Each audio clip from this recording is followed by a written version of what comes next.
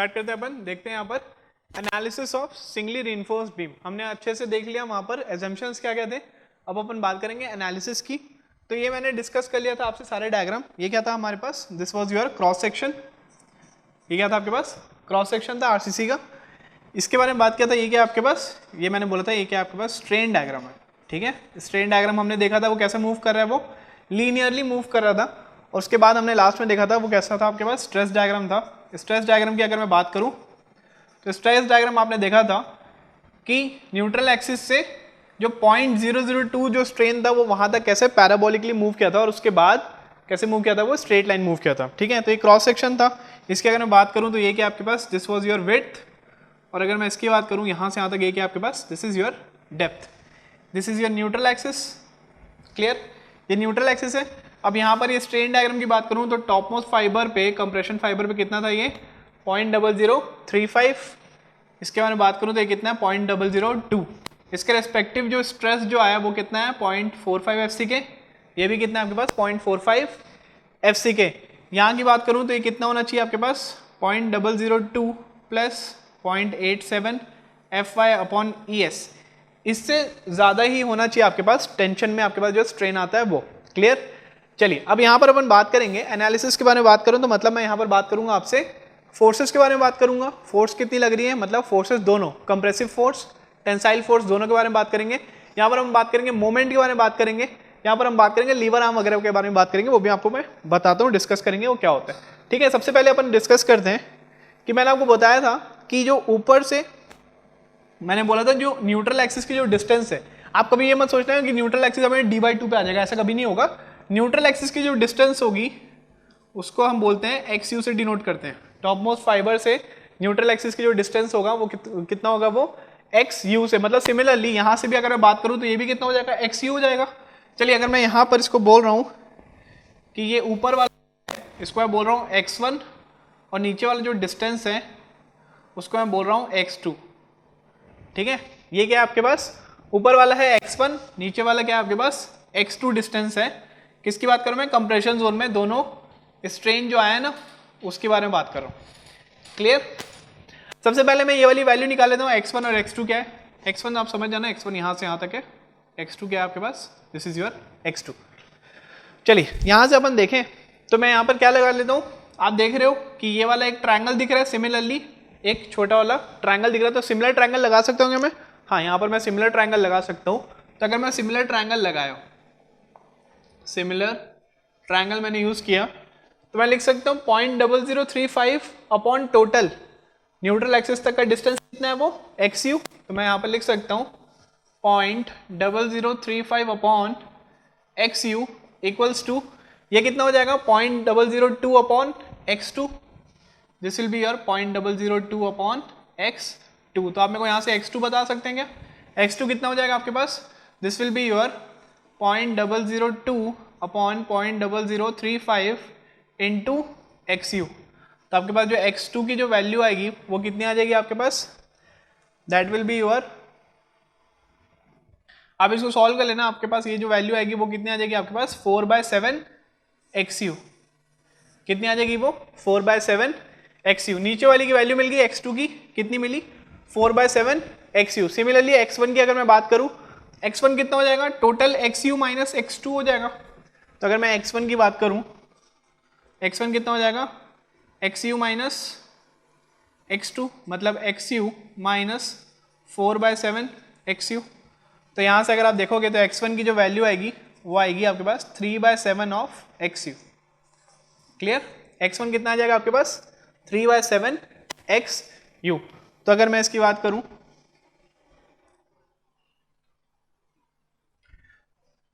तो ये कितना है आपके पास,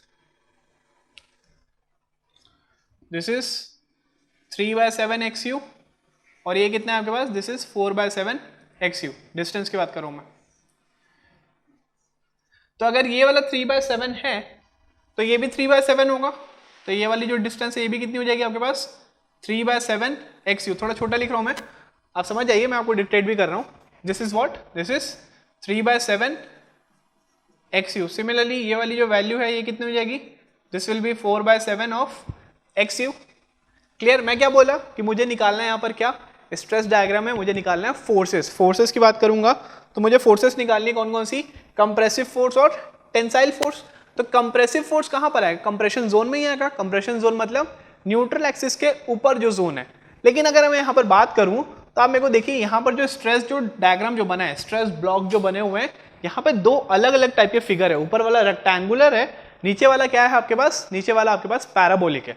ठीक है, तो यहाँ पर अगर मैं बात करूँ आपसे स्ट्रेस ब्लॉक डायग्राम के बारे में बात करूँ, अगर मैं स्ट्रेस डायग्राम के बारे में बात करूँ तो आप देखिए यहाँ पर एक ऐसा बना है आपके पास। पहले आपके पास क्या है, आपके पास ये थोड़ा सा रेक्टेंगुलर शेप आया है। उसके बाद अगर आप देखोगे तो उसके बाद कैसा है आपके पास, पैराबोलिक शेप आया। ठीक है, ये न्यूट्रल एक्सिस है और ये नीचे जाके यहाँ पर क्या आ जाएगा, यहाँ पर आ जाएगा टेंसाइल फोर्स, क्योंकि ये क्या आपके पास, this was your neutral axis. और न्यूट्रल एक्सिस के ऊपर पे क्या आएगा आपके पास, कंप्रेशन जोन आएगा। तो कंप्रेशन जोन के बारे में बात करूँ तो यहाँ पर आप मेरे को बोल सकते हैं कि यहाँ पर आपके पास कैसा मिलेगा, इसके लिए रेक्टेंगुलर के लिए एक कंप्रेशन फोर्स मिलेगा रेक्टेंगल के लिए, सिमिलरली पैराबोलिक के लिए एक और कंप्रेसिव फोर्स मिलेगी। और ये दोनों कहाँ पे लगेगा, ये ऊपर वाले सेक्शन के सेंट्रॉइड पे लगेगा और ये नीचे वाला जो सेक्शन है उसके सेंट्रॉइड पे लगेगा। क्लियर? अब अगर मैं सेंट्रॉइड की बात करूं तो ऊपर वाले सेक्शन का अगर मैं ऊपर से अगर डिस्टेंस बोलूं तो ये कितना हो जाएगा, this will be your A1 बोल दिया मैंने, या फिर चलिए इसको मैं Y1 बोल दे रहा हूँ। ठीक है, इसको मैं क्या बोल रहा हूँ, इसको मैं बोल दे रहा हूँ Y1। सिमिलरली ये वाला जो सेंट्रॉइड है कहाँ तक है, this will be your Y2। Clear? अच्छा, टॉपोस फाइबर पे जो स्ट्रेस था वो कितना था, 0.45 FCK। ठीक है, कितना था आपके पास, 0.45 FCK। यहाँ पर कितना हो जाएगा, दिस विल बी योर 0। नीचे पे आपके पास तो स्ट्रेस ब्लॉक बन ही नहीं रहा था, नीचे पे क्या होगा आपके पास, एक टेंसाइल फोर्स आएगी। इसको मैं क्या बोल रहा हूँ, इसको मैं बोल रहा हूँ T। इस पे तो कोई है नहीं, अलग अलग रीजन बनेंगे, तो यहाँ पर सिर्फ एक ही फोर्स आएगी, कौन सी, T। तो सबसे पहले मैं क्या कर लेता हूँ, अच्छा एक और चीज, आपने डिस्टेंस पता कर लिया था।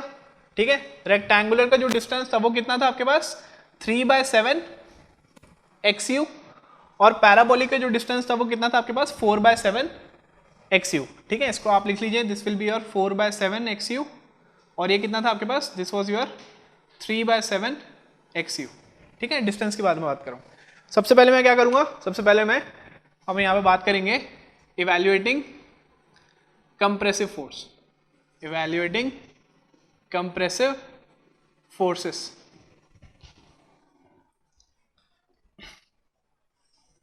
ठीक है, तो टोटल अगर मैं कंप्रेसिव फोर्स की बात करूंगा, टोटल कंप्रेसिव फोर्स क्या हो जाएगा, दोनों का एडिशन, कंप्रेशन जोन में दोनों का क्या हो जाएगा, एडिशन हो जाएगा, that is C1 plus C2।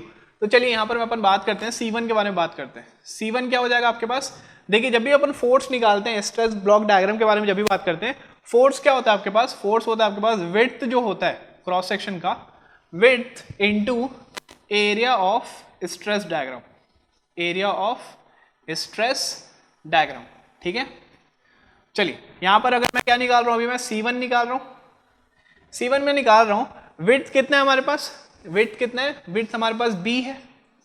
ठीक है, और हमें स्ट्रेस का क्या करना है, हमें एरिया निकालना है। C1 निकाल रहा हूं तो C1 के लिए मैं सिर्फ क्या, किसको मैं कंसीडर करूंगा, सिर्फ मैं रेक्टेंगुलर एरिया को कंसीडर करूंगा। ठीक है, इसके लिए मैं क्या करूंगा, रेक्टेंगुलर एरिया निकालूंगा। तो कितना हो जाएगा, B इंटू रेक्टेंगल का एरिया बताइए, विड्थ कितना है मेरे पास, 0.45 FCK।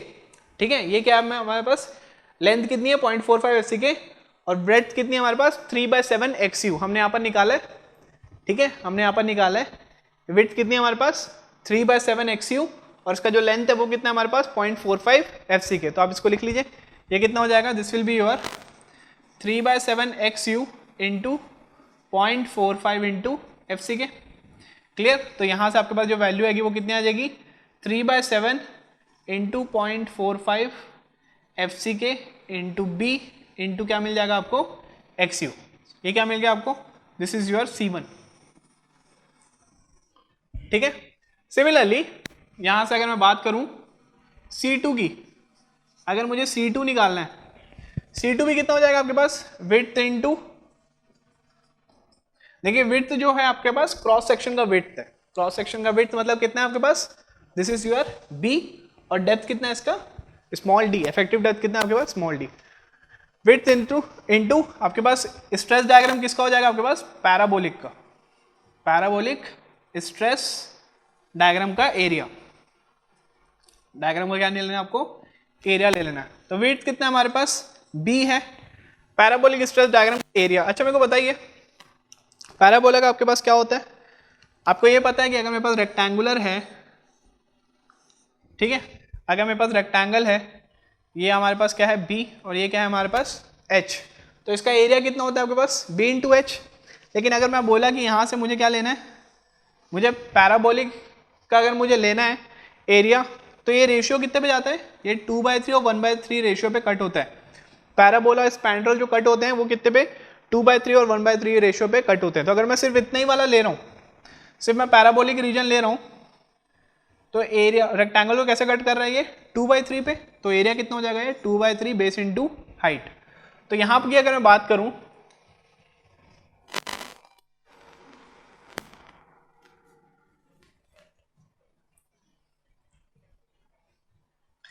यहाँ की अगर मैं बात करूँ तो मेरे पास ये वाली जो हाइट है ये कितना है मेरे पास, 4/7, ये कितना है मेरे पास 4/7 XU, ठीक है। तो यहाँ पर मैं लिख सकता हूँ 2/3 into 4/7 XU into width, width कितना है मेरे पास 0.45 FCK, विड्थ कितना है हमारे पास 0.45 FCK, ये कितना हो जाएगा, दिस इज 0.45 इंटू FCK। तो इसको आप सॉल्व कर लीजिए, इसके बाद आपके जो वैल्यू आ रही है वो कितनी आ रही है, 2/3 into 4/7 into 0.45 into XU into FCK into B, ये क्या है हमारे पास, दिस इज योर C2, ठीक है। आपको क्या निकालना है, आपको C निकालना है। C क्या था हमारे पास, C1 प्लस C2, तो आपके पास जो C निकालोगे, ये दोनों को ऐड करोगे, ये दोनों वैल्यू को अगर आप ऐड करोगे तो आपके पास जो वैल्यू आएगी वो आएगी 0.36 FCK B इंटू XU, ठीक है। ये कितना आ जाएगा आपके पास 0.36 FCK B इंटू XU, ये क्या था आपके पास, टोटल आपके पास क्या है, कंप्रेसिव फोर्स है। अब आपको ये तो पता चल गया कि जो टोटल फोर्स है वो कितनी आ रही है हमारे पास, लेकिन अब आपको ये नहीं पता है कि ये एक्ट कहाँ पे कर रही है, जो C जो फोर्स है, आपको ये पता था C1 और C2 इंडिविजुअली कहाँ पर एक्ट कर रहे हैं, तो C1 और C2 कहाँ पर एक्ट कर रहे थे, सेंट्रॉइड पे एक्ट कर रहे थे, दोनों अपने अपने रीजन के। लेकिन जो C जो कंबाइंड जो फोर्सेस है वो कहाँ पर एक्ट करेगा, तो उसके लिए हमें देखना पड़ेगा वो कुछ यहाँ पर कहीं पर एक्ट करेगा, ठीक है। अब हमें क्या निकालना है, उसका रीजन निकालना है, ये क्या है हमारे पास, this will be your y bar. C जहां पर एक्ट करेगा ना उसको मैं बोल रहा हूं वो क्या है हमारे पास, y बार। तो C निकालने के लिए, C तो पता चल गया, y निकालने के लिए, y बार निकालने के लिए फॉर्मूला क्या हो जाएगा, C1y1 plus C2y2 upon C1 plus C2 upon क्या हो जाएगा, C1 प्लस C2। अच्छा मेरे को बताइए y1 और y2 कितना हो जाएगा, देखिए y1 क्या है आपके पास, ये रेक्टेंगल का हाफ है, रेक्टेंगल कितना था हमारे पास 3/7 XU, रेक्टेंगल का जो विड्थ था, आप ये वाले डायग्राम से समझिए, y1 क्या है आपके पास, ये जो सेंट्रॉइड है, सेंट्रॉइड का ये डिस्टेंस क्या है आपके पास ऊपर से y1। सिमिलरली पैराबोलिक का जो सेंट्रॉइड है, ये टॉप मोस्ट से लेकर ये वाला जो है ये क्या है आपके पास, this will be your y2। तो y1 क्या हो जाएगा आपके पास, ये 3/7 XU का हाफ, तो y1 क्या हो जाएगा आपके पास 0.5 इंटू 3/7 XU, या फिर 3/14 भी लिख सकते हो आप, या फिर इसको मैं हाफ लिख दे रहा हूँ, इजी पड़ेगा। ये क्या हो जाएगा आपके पास हाफ इंटू 3/7 XU। सिमिलरली अगर मैं y2 की बात करूँ, y2 कितना हो जाएगा आपके पास, ऊपर वाला जो 3/7 XU है वो तो प्लस होगा ही होगा, ये कितना है आपके पास 3/7 XU प्लस नीचे वाला जो आपके पास जो सेंट्रॉइड का जो रीजन है, ठीक है। तो आप ये ध्यान रखिएगा पैराबोलिक में आपके पास सेंट्रॉइड जो होता है उसकी जो डिस्टेंस होती है वो कितनी होती है आपके पास 3/8 इंटू आपके पास जो हाइट है, हाइट कितनी मेरे पास 4/7 XU, तो कितना हो जाएगा 3/8 इंटू 4/7 XU। तो ये दोनों क्या हो गया आपके पास y1 और y2 आपको मिल गए यहाँ पर, क्लियर, ये समझ में आया। चलिए अब इसकी वैल्यू अगर आप वहां पे पुट करेंगे, ठीक है, अगर आप y1 y डैश की वैल्यू अगर आप यहाँ पे पुट करेंगे, c1 की वैल्यू कहाँ से आई, c1 की वैल्यू ये वाली आई, ठीक है। y1 कहाँ से आया, y1 मैंने आपको बताया कितना, हाफ ऑफ 3/7 XU। c2 की वैल्यू कितनी है आपके पास, ये बड़ी वैल्यू जो पुट करेंगे।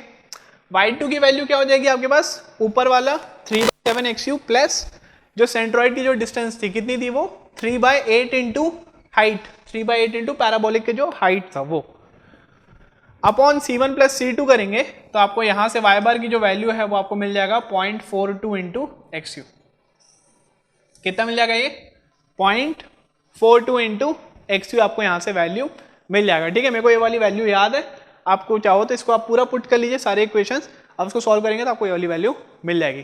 क्लियर है, मैंने कंप्रेसिव फोर्स निकालना समझाया। फोर्स क्या होता है आपके पास, width into area of stress, diagram जो रहेगा उससे हम निकाल लेते हैं। तो ये समझ में आया। चलिए, तो आपको ये तो समझ में आ गया कि अगर मैं स्ट्रेस डायग्राम की बात कर रहा हूं, स्ट्रेस डायग्राम की बात कर रहा हूं, तो आपको अब ये समझ में आ गया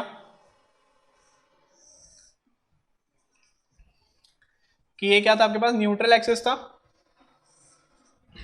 यहां पर आपको क्या मिल रहा है, आपको यहां कहीं पर क्या मिल रहा है, आपको कंप्रेसिव फोर्स मिल रही है, आपको यहां कहीं पर कंप्रेसिव फोर्स मिल रही है, और यहां पर क्या मिलेगा आपको, कुछ टेंसाइल फोर्स मिलेगा। ये कंप्रेसिव फोर्स हमने निकाल लिया, कितना है ये 0.36 FCK B into XU, compressive force निकाल लिए हम। अब क्या निकालना है हमें, टेंसाइल फोर्स निकालना है। चलिए नेक्स्ट अपन देखते हैं, इवैल्यूएटिंग टेंसाइल फोर्स।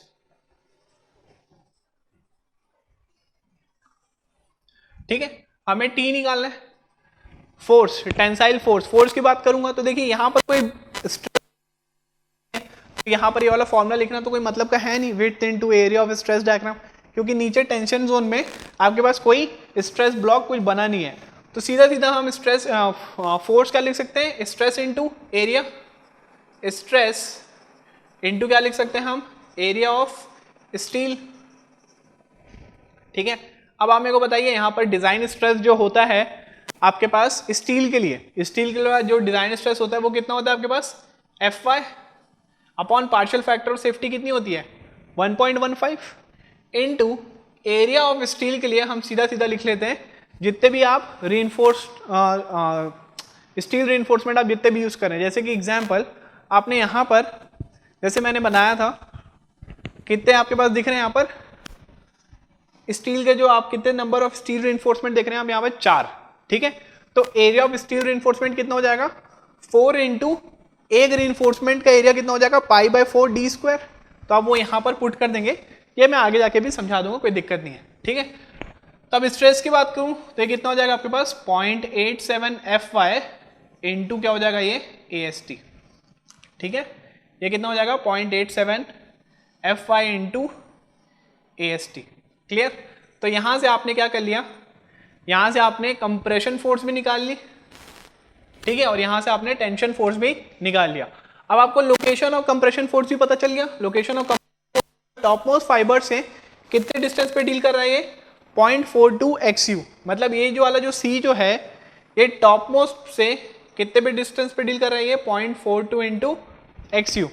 इसकी लोकेशन कहाँ पे डील कर रही है, तो आप यहाँ पर इसकी कोई लोकेशन है नहीं आपके पास, जो आपके पास स्टील का जो रीइंफोर्समेंट आप जहाँ पे लगा रहे हो उसका जो सेंट्रॉइड होगा, मतलब उसका जो सेंटर पॉइंट होगा, वहीं से आपके पास ये वाली फोर्स भी लगेगी। ठीक है, तो आप यहाँ पे लिख सकते हो the line of action, the line of action of T will be the centroid of steel reinforcement, will be the centroid of steel reinforcement। Clear, समझ में आया। चलिए इसको अपन एक बार अच्छे से फिर से लिख लेते हैं। तो यहां पर क्या हो रहा था, इसको मिटा दो।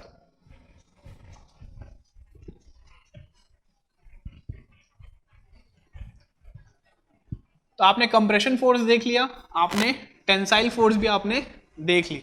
ठीक है, एक बार प्रॉपर उसका डायग्राम बना के देख लेते हैं। कंप्रेशन फोर्स और टेंसाइल फोर्स का डायग्राम, ठीक है। तो स्ट्रेस डायग्राम अगर मैं बनाऊं, स्ट्रेस डायग्राम,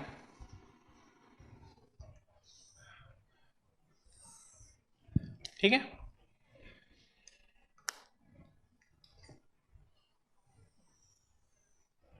ये आपके पास न्यूट्रल एक्सिस है, आपके पास ये कंप्रेशन जोन में पहले रेक्टेंगुलर बना, फिर उसके बाद ये रेक्टेंगुलर के बाद यहां से क्या हो गया आपके पास पैराबोलिक रीजन आया, और यहां पर क्या देखने को मिला आपको, यहां पर आपको देखने को मिला कंप्रेशन फोर्स, वैल्यू कितनी है इसकी 0.36 FCK B into XU। Similarly यहां पर आपको जहां पर आपके पास स्टील रिइंफोर्समेंट लगा था वहां पर आपको टेंसाइल फोर्स देखने को मिली, और उसकी वैल्यू कितनी मिली आपको 0.87 FY इंटू AST। दोनों फोर्सेस हमने निकाल लिया। अब आपको ये पता है, लोकेशन आपको पता है, लोकेशन क्या पता है कि ऊपर का जो कंप्रेसिव फोर्स था वो कितने डिस्टेंस पे लग रहा है, वो डिस्टेंस पे लग रहा है वाई बार पे, वाई बार हमने निकाला कितना 0.42 इंटू XU डिस्टेंस पे, ठीक है। तो अब अगर मैं बोलूं ये दोनों जो डिस्टेंस है, दोनों फोर्स का जो डिस्टेंस है इसको हम बोलते हैं, इस दोनों फोर्स के डिस्टेंस को हम बोलते हैं क्या, इसको हम बोलते हैं लीवर आर्म, ठीक है। इसको हम क्या बोलते हैं, इसको हम बोलते हैं लीवर आर्म। Z क्या है आपके पास, Z को हम बोलते हैं लीवर आर्म, और ये दोनों क्या है, लीवर आर्म क्या है आपके पास, कंप्रेसिव फोर्स और टेंसाइल फोर्स की जो डिस्टेंस है, कंप्रेसिव फोर्स और टेंसाइल फोर्स की जो डिस्टेंस है उसको हम क्या बोलते हैं, लीवर आर्म। तो Z की वैल्यू आप मेरे को बता दीजिए, Z की वैल्यू कितनी हो जाएगी आपके पास लीवर आर्म की। देखिए टेंसाइल फोर्स कहां पर आ रहा है आपके पास, यहां पर, ये क्या आपके पास, this is your tensile force, और टेंसाइल फोर्स कहां पर आ रहा है, मैंने बताया स्टील रिइंफोर्समेंट के सेंटर पे, ठीक है, स्टील रिइंफोर्समेंट के सेंटर पे। अब आपको पता है कि जो टेंसाइल फोर्स जो कि स्टील रिइंफोर्समेंट का जो सेंटर है वहां से लेकर ऊपर का टॉप मोस्ट कंप्रेसिव फाइबर जो है वो क्या होता है आपके पास इफेक्टिव डेप्थ होता है। मतलब आपके पास ये जो टॉप मोस्ट कंप्रेसिव फाइबर से लेकर जो टेंसाइल जो फोर्स है वो दोनों का डिस्टेंस कितना है आपके पास, स्मॉल डी। ये कितना होता है आपके पास, स्मॉल डी, कहां से, टॉप मोस्ट से लेकर यहां तक। तो अगर मैं लीवर आर्म की बात करूं तो लीवर आर्म कितना हो जाएगा आपके पास, स्मॉल डी माइनस 0.42 XU। ये क्या आपके पास, this is called your lever arm. समझ में आया, ये वाला डायग्राम समझ में आया। सबसे पहले हमने क्या निकाला, कंप्रेसिव फोर्स निकाला। कंप्रेसिव फोर्स को हमने रेक्टेंगुलर और पैराबोलिक के लिए दोनों के लिए हमने C1 C2 निकाला, दोनों अलग अलग स्ट्रेस ब्लॉक के लिए हमने कंप्रेसिव फोर्स निकाल लिया, ठीक है। टोटल कंप्रेसिव फोर्स क्या हो जाएगा, दोनों का जो समीशन होगा C1 प्लस C2। सिमिलरली हमने क्या निकाला, यहाँ से टेंसाइल फोर्स निकाल लिया। टेंसाइल फोर्स क्या होता है, स्ट्रेस इनटू एरिया। स्ट्रेस मतलब आपके जो डिजाइन स्ट्रेस है, जो परमिसिबल स्ट्रेस है, परमिसिबल स्ट्रेस क्या आपके पास, characteristic strength upon partial factor of safety divide by 1.15 किए, उसको मैं ऊपर लेके चले गया तो कितना हो गया 0.87 FY इंटू AST। क्लियर। अब आपको इसका लोकेशन पता है, इसका लोकेशन क्या है, ऊपर से 0.42 XU डिस्टेंस पे। इसका लोकेशन क्या है, जहां पर आपने स्टील लगाया है उसी का आपके पास जो सेंट्रॉइड है वहीं पर क्या मिल गया आपको, टेंसाइल फोर्स आपको मिल गया। अब ये दोनों के बीच का जो रीजन है, सेंटर कंप्रेसिव फोर्स और टेंसाइल फोर्स के बीच का जो रीजन है, इसी डिस्टेंस को हम क्या बोलते हैं, इस डिस्टेंस को हम बोलते हैं लीवर आर्म, ठीक है। तो नेक्स्ट अगर मैं बात करूं, बात करते हैं अपन मोमेंट ऑफ रेजिस्टेंस के बारे में बात करते हैं, ठीक है। नेक्स्ट अपन बात करते हैं किसके बारे में, मोमेंट ऑफ रेजिस्टेंस के बारे में बात करते हैं।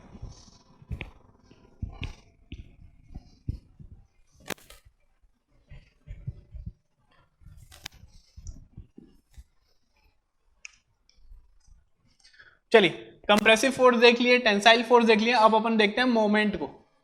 तो मोमेंट ऑफ रेजिस्टेंस के बारे में अगर बात करूं तो मोमेंट क्या होता है आपके पास, मोमेंट होता है आपके पास या तो compressive force into lever arm, और मोमेंट क्या लिख सकते हैं हम, tensile force into lever arm, ठीक है। तो फर्स्ट अगर मैं कंप्रेशन से चेक कर रहा हूं तो moment of arm, moment of resistance कितना हो जाएगा आपके पास 0.36 FCK B into XU into D minus 0.42 XU। Similarly अगर मैं टेंशन से अगर मैं चेक कर रहा हूँ m को, तो वो कितना हो जाएगा आपके पास 0.87 FyAST इनटू ये कितना हो जाएगा d माइनस 0.42 XU। ठीक है, तो यहाँ से आप क्या कर सकते हैं, यहाँ से आप निकाल सकते हैं मोमेंट ऑफ रेजिस्टेंस। क्लियर है, इतना समझ में आया कि आपने जो एनालिसिस हमने जो किए हैं उसमें हमने फोर्सेस निकाल लिए, कंप्रेसिव और टेंसाइल, हमने दोनों का लोकेशन निकाल लिया कि ये कहाँ कौन से लोकेशन पे एक्ट करिए, कौन से लोकेशन पे एक्ट करिए, दोनों के बीच का जो डिस्टेंस था उसको हम बोलते हैं लीवर आर्म। लीवर आर्म को भी हमने निकाल लिया और ये लीवर आर्म और फोर्सेस के थ्रू हमने क्या किया, हमने मोमेंट ऑफ रेजिस्टेंस को भी फाइंड आउट कर लिया। तो इस वजह से हमने क्या किया, हमने यहाँ पर बात किया एनालिसिस की, बेसिक हमने एनालिसिस की क्या क्या हमने बात करते हैं। नेक्स्ट अपन बात करेंगे लिमिटिंग सेक्शन या फिर बैलेंस सेक्शन के बारे में बात करेंगे, उसके बारे में भी एक दो कुछ पॉइंट्स रहेंगे वो मैं आपको बताऊंगा। तो इतना क्लियर है अभी तक के लिए, ठीक है। चलिए इसके बाद अपन मिलते हैं आगे। चलिए नेक्स्ट अपन देखते हैं limiting depth of neutral axis. Limiting depth of neutral axis मतलब मैं यहाँ पर इसको मैं बोल रहा हूँ, ये क्या है हमारे पास, दिस इज XU लिमिटिंग। अगर ये XU लिमिटिंग है तो ये क्या हो जाएगा आपके पास, ये हो जाएगा D minus XU limiting.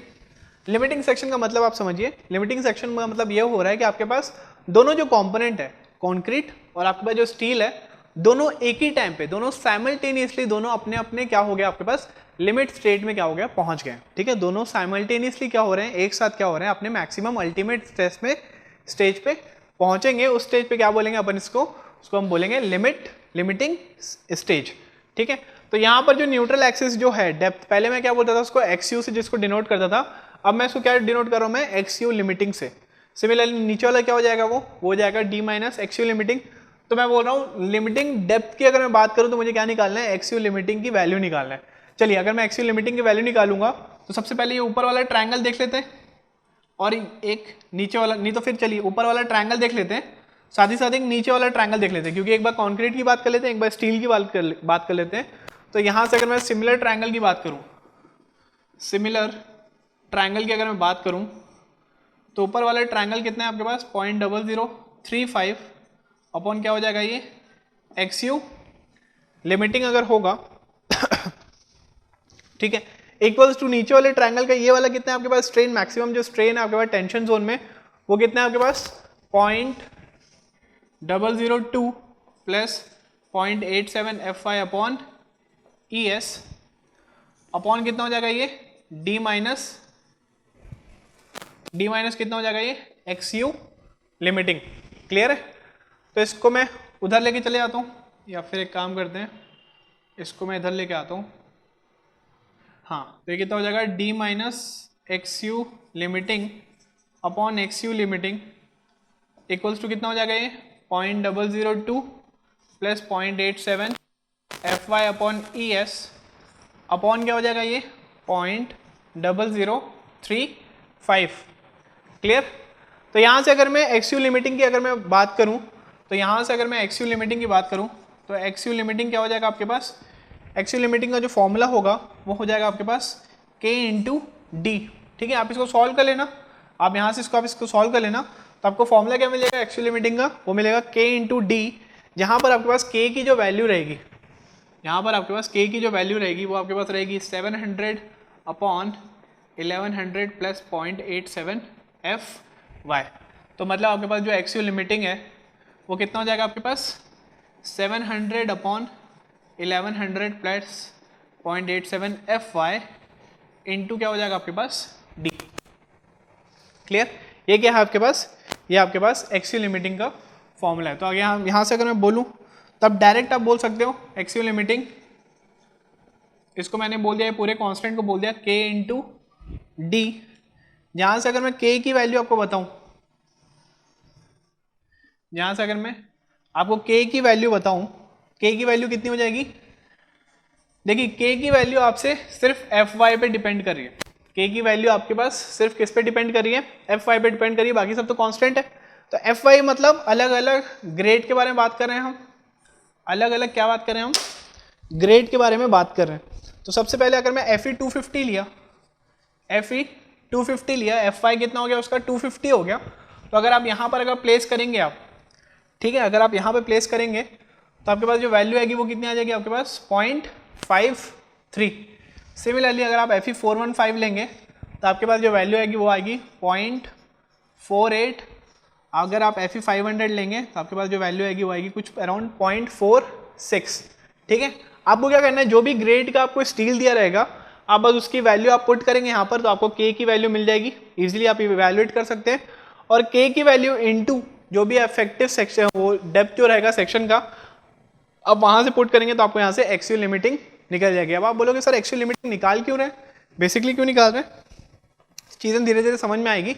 Actually actual limiting जो है ना, वो लिमिटिंग आपको बता देगा डेप्थ, उसके रेस्पेक्ट में आपका जो भी एक्सयू आएगा आप उसे टाइप ऑफ सेक्शन को आप डिफाइन कर सकते हैं, वो मैं आपको आगे बताऊंगा तब आपको समझ में आएगा। अभी बस आप समझ लीजिए एक्चुअल लिमिटिंग की वैल्यू आपने निकाली कैसे। ठीक है, तो ये क्या था आपके पास, लिमिटिंग डेप्थ था। ठीक है, अगर मैं एक्चुअल की बात करूं, लिमिटिंग डेप्थ मतलब ये वाले सेक्शन के बारे में बात कर रहे हैं जहां पर कंक्रीट और स्टील दोनों साइमल्टेनियसली क्या हो रहे हैं, आपके अपने अपने अल्टीमेट स्टेट पे पहुंच रहे हैं, मतलब लिमिट स्टेट पे पहुंच रहे हैं एक साथ। ऐसा नहीं हो रहा है पहले कंक्रीट फेल हो रहा है उसके बाद स्टील फेल हो रहा है, ऐसा नहीं हो रहा है, दोनों एक साथ क्या हो रहे हैं, साइमल्टेनियसली क्या हो रहे हैं, अपने लिमिट स्टेट पे पहुंच रहे हैं। ठीक है, अगर मैं एक्चुअल की बात करूं तो एक्चुअल